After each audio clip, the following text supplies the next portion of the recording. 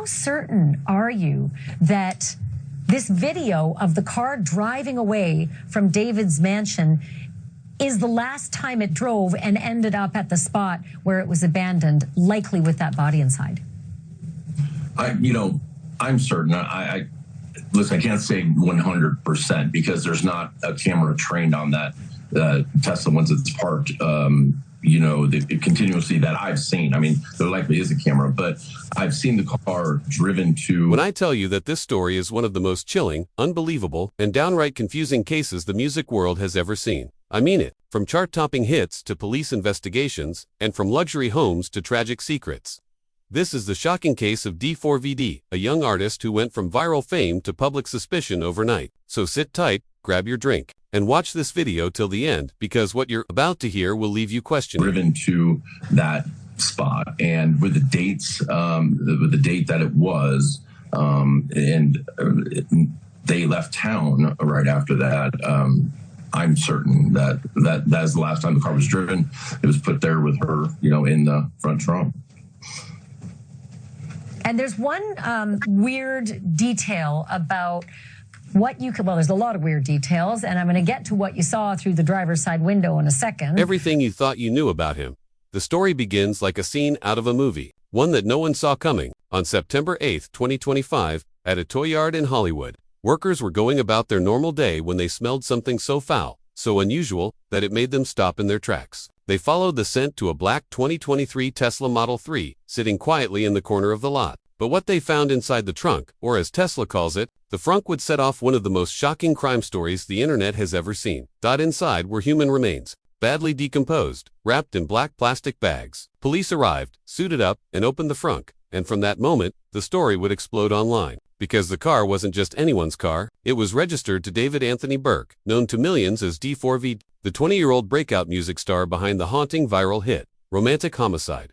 Now, before we go deeper into what happened, let's rewind. Because this case doesn't start in Hollywood. It starts in a quiet California town, Lake Elsinore, with a young girl named Celeste Rivas Hernandez. Celeste was just 15 years old, described by friends and teachers as vibrant, creative, and full of life. But she also had struggles, the kind that no one really paid attention to until it was too late. On April 5, 2024, Celeste disappeared. She told her family she was heading out to watch a movie with her brother, but she never came back. At first, her family thought it was another runaway situation. Celeste had run away before, and police didn't treat it as a serious case. But this time was different. This time, Celeste didn't call. She didn't text. She didn't show up anywhere. For months, her family searched, posted flyers, begged for information. Her mother, Maria Hernandez, even mentioned one thing to detectives that would later become crucial, that her daughter had a boyfriend. A boy named David. At that point, no one thought much of it. Just a normal teenage crush, right? But that David would soon become one of the most talked about names in entertainment for all the wrong reasons. Fast forward to September 2025, 16 months after Celeste vanished. That black Tesla was found abandoned in the Hollywood Hills, parked there for weeks, its owner nowhere in sight. Neighbors complained about the smell, and when police towed it and made the discovery, everything changed. Within days, the Los Angeles County Medical Examiner confirmed what Celeste's mother had feared since the beginning. The body found in the Tesla was Celeste Rivas Hernandez. Her remains were identified using dental records and DNA. But there was one more thing, a tattoo on her finger. The letters, SH, the eerie part. D4vd had the exact same tattoo on his finger.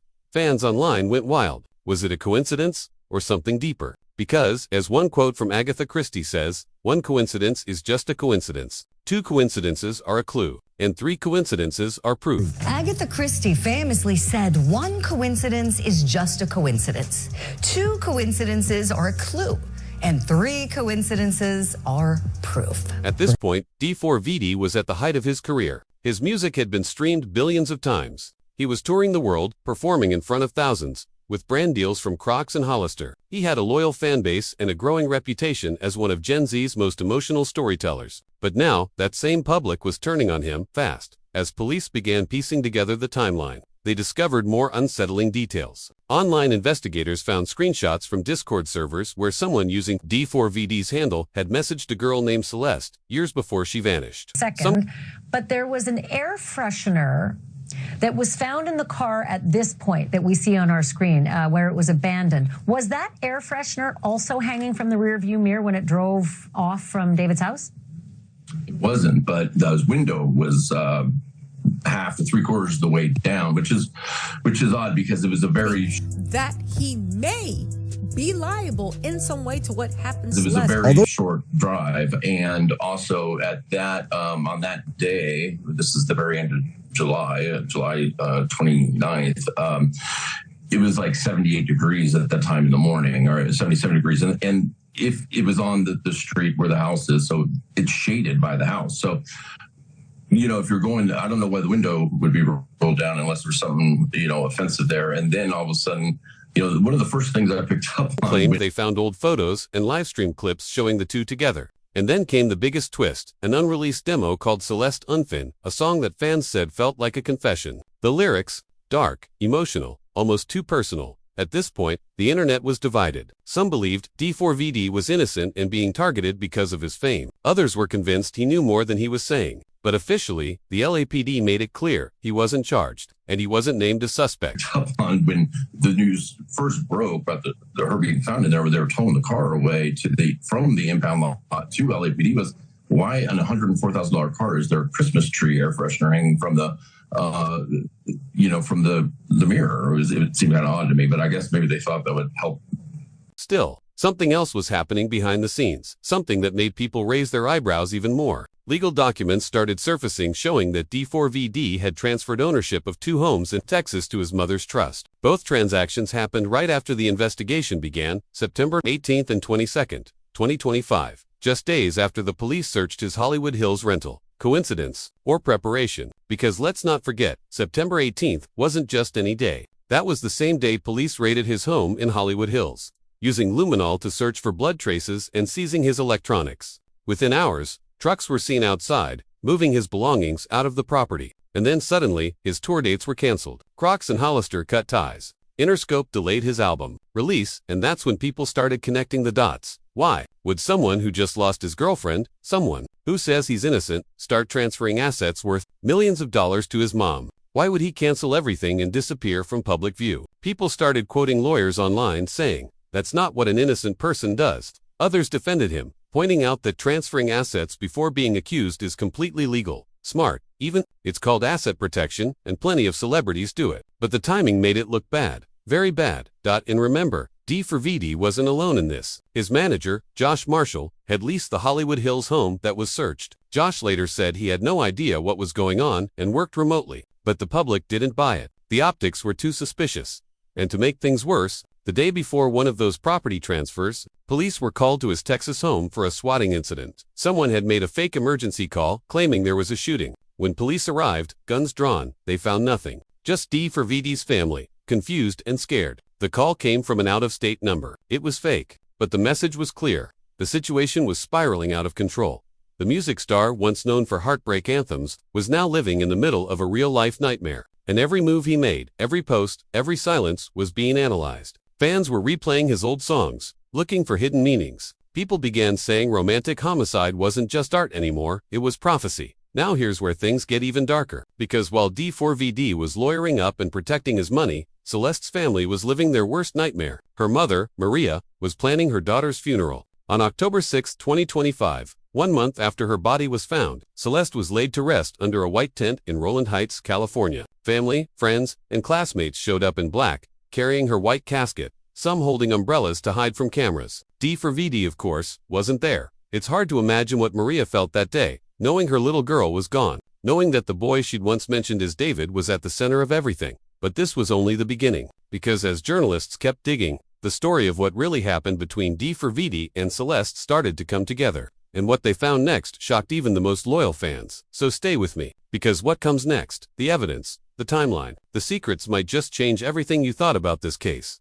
When the story first broke, fans didn't want to believe it. How could someone like D4vd, the same kid who wrote heartbreak songs in his bedroom, the same boy who cried on stage and spoke about love and loss, be tied to something so dark? But the more people dug into the timeline, the more the puzzle started to make a strange kind of sense. Because D4vd's story wasn't just about fame, it was about pressure. Back in 2022, when he blew up on TikTok with Romantic Homicide and Here With Me, he was just a teenager. He'd recorded those songs in his sister's closet. He wasn't ready for fame, and everyone who knew him said the same thing. He was quiet, awkward, and emotionally intense. He'd talk about isolation, heartbreak, and not being understood. Fans thought it was artistic vulnerability, but people who knew him personally said it was deeper, like he was living in his own world, detached from reality. And that's where Celeste came in. Sources close to her family later said that Celeste met D4vd online. They connected through music. She was obsessed with his songs, and somehow, they started messaging. She was 14, he was 17, maybe 18, and at first it felt innocent, fan, an artist. But over time, it became more personal. Her friends claimed she talked about David all the time, that he understood her, that he told her things he didn't tell anyone else. They'd FaceTime late at night, and she once told a friend that he promised they'd run away together once she turned 16. But then, everything went quiet. In late 2023, Celeste's friends noticed she'd deleted all her social media posts mentioning him. She changed her bio, her profile photo, everything. And around the same time, D4vd started gaining real fame. Major label deals, interviews, red carpets. Suddenly, he was everywhere. But his music started to shift. Songs like Sleep Well, Feel It, and unreleased demos that leaked on Reddit all had this haunting, almost guilt-ridden tone. One lyric that fans obsessed over said, "She said she'd wait for me, but I drove too far, buried her words in a getaway car." Nobody thought twice about it back then. It just sounded poetic. But now, with what we know, it's chilling. After Celeste went missing, D4vd went completely silent online for 3 weeks. No tweets, no lives, nothing. Then suddenly, he posted a photo captioned, "The silence makes sense now." Fans thought it was about his creative process, but Celeste's family later said that was posted just days after she disappeared. Coincidence? Maybe, but the internet doesn't forget, and soon, that post became part of a much bigger theory. When LAPD released the initial investigation summary, one detail jumped out. The Tesla where Celeste's remains were found had been parked in that Hollywood lot since June 2025, nearly 3 months before it was discovered. The owner of the lot said the car was towed there after being reported abandoned. The VIN number was traced back to a business entity owned by D4vd's management team. So basically, it wasn't registered under his personal name. It was under a shell company. That's when the internet started screaming cover-up. But let's pause for a second, because it's not illegal for artists to own things through LLCs. Almost all do for taxes and privacy. What made it suspicious, though, was the timing. Police believe the car was abandoned right around the time D4vd left for his Europe tour, meaning, while he was performing across the ocean. His Tesla was sitting in a Hollywood lot with a dead body in it. Now, that raises the million-dollar question. Did he know? Some fans say no, that someone else could have used the car. Maybe a stalker, maybe a hacker, maybe someone trying to frame him. But others point out how unlikely that is. The Tesla's logs showed that the car was last unlocked using his keycard. The Tesla data was later subpoenaed by LA, and investigators reportedly found GPS history showing a drive from Lake Elsinore, Celeste's hometown, to Los Angeles, just days before she disappeared. Then, total silence. No more pings. Like the car went off grid. Now, remember that the LAPD has not officially named him a suspect. But unofficially, insiders say he's been interviewed multiple times, and his phone, laptop, and home security footage have all been seized under warrant. Meanwhile, his mother, Maria Burke, has been managing his assets, staying completely silent. In late September, TMZ published documents confirming that 2 properties, one in Houston and another near Dallas, were transferred to her trust for $3.8 million combined. The paperwork was filed by an attorney named Michael Levins, a well-known celebrity defense lawyer who's handled multiple crisis cases. And get this, that same lawyer was once involved in a case involving evidence tampering for another celebrity years ago. So yeah, when fans saw that connection, they started calling it damage control. By early October, multiple outlets began reporting that LAPD had found biological traces in the trunk of the Tesla that matched Celeste. That wasn't shocking, but what did raise eyebrows was another leaked note. Trace evidence of bleach and accelerants inside the vehicle. Bleach. Why would someone bleach the inside of their car unless they were trying to hide something? And when that detail came out, the narrative shifted again. People began accusing D4vd of destroying evidence. Twitter threads went viral showing side-by-side clips of him and old lives talking about cleaning up your mistakes before people notice, out of context. Maybe, but the internet doesn't care about context when it smells scandal. Fans started dropping his songs from playlists. His merch sales tanked. Some of his fan pages even deleted themselves. His subreddit became flooded with theories, pictures, screenshots, and deep dives. And through it all, D4vd said nothing. Not a tweet, not a statement, not a word. That silence, that calm, made people even more suspicious. Meanwhile, Celeste's mother was on TikTok every day, begging for justice, posting her daughter's photos, thanking strangers for support, and asking D4vd directly to tell the truth. She said, "I don't care how famous you are, if you know what happened to my baby, speak up." That clip alone has over 20 million views on TikTok. But the truth is, nobody really knows what happened the night Celeste disappeared. There are no confirmed witnesses placing D4vd with her that night. No camera footage. No confession. Just a car, a timeline, and 1,000 unanswered questions. Still, some internet detectives believe they found proof, screenshots from an unreleased D4vd music video allegedly filmed near Lake Elsinore around the same time Celeste vanished. The video was never officially released, and insiders claim it showed a young woman who looked eerily similar to Celeste standing in a field, crying. Whether that's true or not, no one can say for sure. But the mystery keeps growing. By mid-October 2025, the story reached international news. Major networks like CNN and BBC ran segments. The headlines read, "Pop star's car linked to teen's death." And even though they avoided naming him directly, everyone knew. His face was everywhere. So where is D4vd now? According to multiple reports, he's been staying in Texas, surrounded by family, rarely leaving the house. A few paparazzi photos showed him wearing a hoodie and mask, walking into a law office in downtown Houston. That's the last verified sighting of him. But here's where it gets even more unsettling. In early October, someone leaked a new song demo titled Silent Frunk. It was deleted quickly, but fans who heard it say, the lyrics went, "You said wait for me in the dark, I parked where we said goodbye. Now the silence screams too loud." Chills. Literal chills. Some believe it's fake. Others swear it's his real voice. No one knows for sure, but it fits the pattern. Heartbreak, guilt, silence. The same themes that have followed him since the beginning. At this point, even his supporters are split. Some still defend him, saying people are twisting his art into a crime story. Others believe he's hiding behind that same art, using it to confess without confessing. But if there's one thing everyone agrees on, it's this. Something about this whole situation feels off. Too many coincidences. Too many silences. Too many unanswered questions. And now, investigators are reportedly focusing on one piece of evidence that could finally connect all the dots. A set of deleted iCloud backups tied to D4vd's Apple ID. That data could reveal messages, photos, or location data from the time Celeste disappeared. But according to leaked court filings, those backups were manually deleted just days before police obtained the warrant. Let that sink in. Deleted iCloud data. Days before the warrant. The question now isn't just whether D4vd knew what happened, it's whether he tried to erase it. And if that turns out to be true, this story will take a turn no one's ready for. As the story stretched into October, everyone wanted answers. The police, the media, and millions of fans online, all waiting for one thing: clarity. But instead of clarity, what they got was silence. No arrest, no official suspect, just a growing cloud of rumors, leaks, and theories that felt heavier by the day. Investigators, according to several entertainment news outlets, had served new digital search warrants. The goal was to recover data from Apple, Google, and Tesla's internal servers. Anything that might show who used that car, where it went, and what happened in those missing hours. Reporters claim detectives were also requesting access to deleted backups, but authorities never confirmed what, if anything, those backups contained. That didn't stop social media from running wild. Reddit threads had timelines down to the minute. TikTok sleuths spilt theories about every lyric, every archived Instagram post, every photograph. Some even said a few of D4vd's unreleased tracks were coded. Confessions. Others countered that this was just another example of the internet turning art into evidence.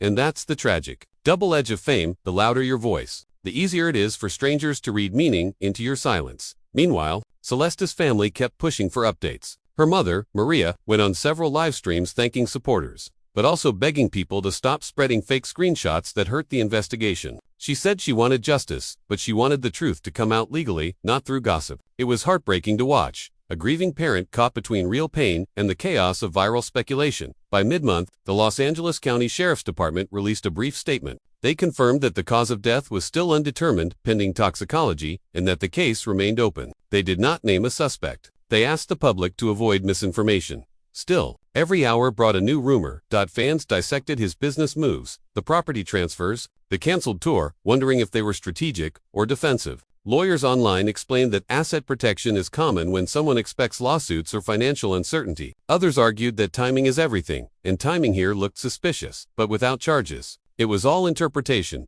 Then came another twist. Entertainment blogs began reporting that D4vd team had submitted a formal request through his label to postpone future projects out of respect for ongoing matters. Insiders said he was taking a mental health break and had no public plans. It wasn't an admission, it was but fans saw it as confirmation that something serious was going on behind closed doors. Then came another twist. Entertainment blogs began. REPORTING. that D4vd team had submitted a formal request through his label to postpone future projects out of respect for ongoing matters. Insiders said he was taking a mental health break and had no public plans. It wasn't an admission. It was but fans saw it as confirmation that something serious was going on behind closed doors. In Houston, paparazzi caught photos of a young man who appeared to be him entering a counseling center. No one confirmed it. The photos were blurry, shot from across the street. Some said it was invasion of privacy. Others said it showed remorse. Either way, the image of a once unstoppable artist now hiding from cameras became symbolic of the whole story. Fame flipped into fear. Music journalists began publishing essays asking deeper questions. When does storytelling cross into self-exposure? How much should we read into someone's art? And what happens when grief, fandom, and true crime collide online? Those were uncomfortable but necessary questions, because by now, the narrative had taken on a life of its own. People weren't just following a case, they were performing it, creating edits, theory videos, and AI recreations of voices. Every repost blurred the line between fact and fiction a little more. Through it all, Celeste's story, the real human at the center, sometimes got lost. She was remembered by classmates as funny, shy at first, but full of energy once you knew her. She loved drawing, had dreams of becoming a makeup artist, and adored animals. At her vigil, friends played her favorite songs, and her brother said, "We just want people to remember her as more than a headline." That's the hardest part to watch. How quickly tragedy becomes entertainment. Law enforcement sources told journalists they were still waiting on digital forensics, the kind of analysis that can take months. Those tests could confirm who last drove the Tesla, when it was cleaned, and whether multiple people's DNA were present. But until that data came back, everything remained an open question. Still, internet detectives kept pushing. One viral post claimed an anonymous insider had proof of deleted messages. Police quickly debunked it, saying the screenshots were fabricated. But by the time they corrected it, the damage was done. The rumor had already hit millions of views. That's the cycle. Rumor, outrage, correction, repeat. By late October, mainstream outlets began soft-pedaling the coverage, shifting from crime-link headlines to stories about grief, speculation, and the dangers of social media investigations. And quietly, the official case reports noted something important. The investigation was now a joint effort between local law enforcement and a federal digital forensics unit. No one said why, but experts guessed it meant there were cross-state elements, maybe online communications that crossed jurisdictions. For now, though, both sides of the internet, the defenders and the accusers, are waiting for one thing: the official report. Until that happens, everything else is just noise. And that brings us to where we are today, a silence heavier than any lyric, a case that's still unsolved, and a family that still wants peace.